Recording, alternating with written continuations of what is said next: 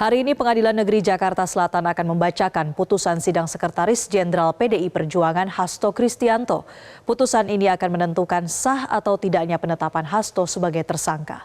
Informasi selengkapnya akan disampaikan jurnalis Metro TV Valerie Budianto langsung dari Pengadilan Negeri Jakarta Selatan. Valerie, pukul berapa sidang akan dimulai dan bagaimana situasi terkini jelang pembacaan putusan? Ya, Marcel, sidang putusan pra-peradilan Hasto Kristianto dijadwalkan untuk dimulai pada pukul 16 waktu Indonesia Barat atau sekitar 1 jam dari sekarang. Dan situasi terkini di Pengadilan Negeri Jakarta Selatan semakin ramai. Ada massa pendukung Hasto yang sudah tiba di area depan PN Jaksel sejak siang hari tadi. Kemudian juga sudah ada puluhan hingga ratusan aparat kepolisian yang memang diterjunkan untuk mengamankan jalannya sidang sore hari nanti. Meski demikian, untuk pihak pemohon, kuasa hukumnya maupun termohon masih belum terlihat kehadiran hingga saat ini.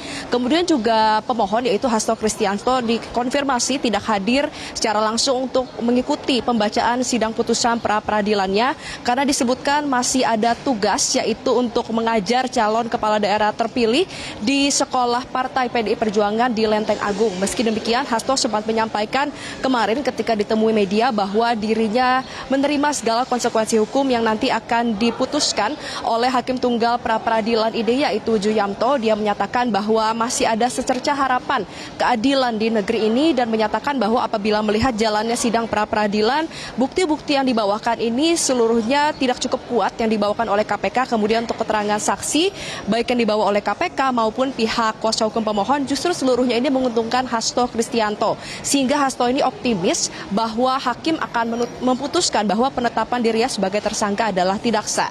Di sisi lain, pihak KPK menyatakan sebaliknya. Dia optimis bahwa Hakim Tunggal akan menolak gugatan pra-peradilan yang diajukan oleh pihak Hasto Kristianto. Mengapa? Karena menurutnya alat bukti yang dihadirkan seluruhnya cukup kuat, lalu juga tidak ada celah untuk membatalkan maupun untuk menolak gugatan pra-peradilan ini.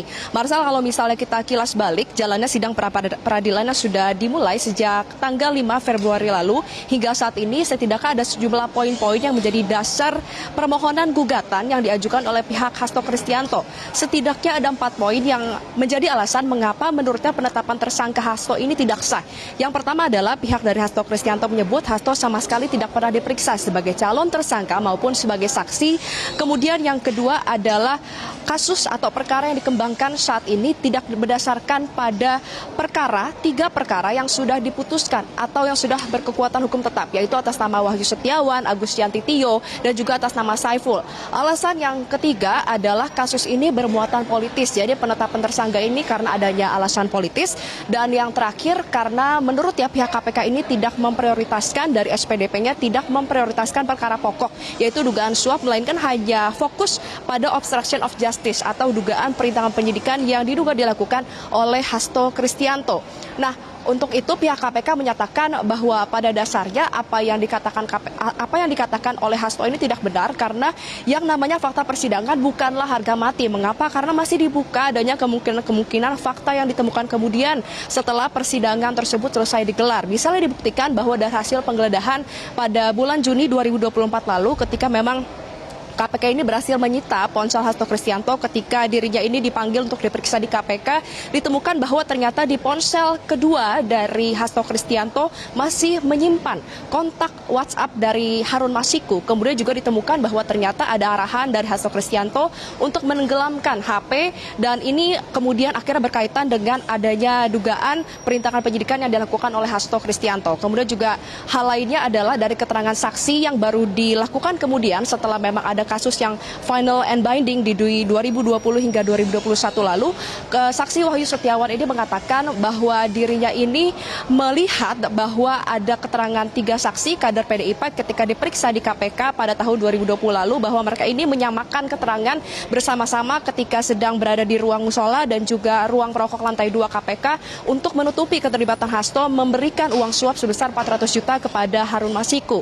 Nah, total ada 153 bukti yang dibawa oleh oleh KPK dan sebaliknya pihak dari Hasto ini membawa total ada 43 bukti dan juga 6 keterangan saksi yang pada intinya adalah membantah bahwa Hasto Kristianto ini memberikan uang sebesar 400 juta kepada Harun Masiku. Ia menyebutkan hal tersebut tidak benar karena sudah diputuskan dan juga sudah dilihat dari fakta-fakta persidangan di 3 kasus yang telah diputuskan sebelumnya di 4 tahun yang lalu. Kemudian juga hal lainnya adalah menyatakan bahwa ditemukan bahwa ternyata ketika dalam proses keterangan saksi Agustianti Tio yang baru dilangsungkan di awal Januari lalu bahwa saksi ini mendapatkan intimidasi hingga uang hingga 2M diiming-imingi apabila memang menjawab pertanyaan sesuai dengan perintah dari penyidikin.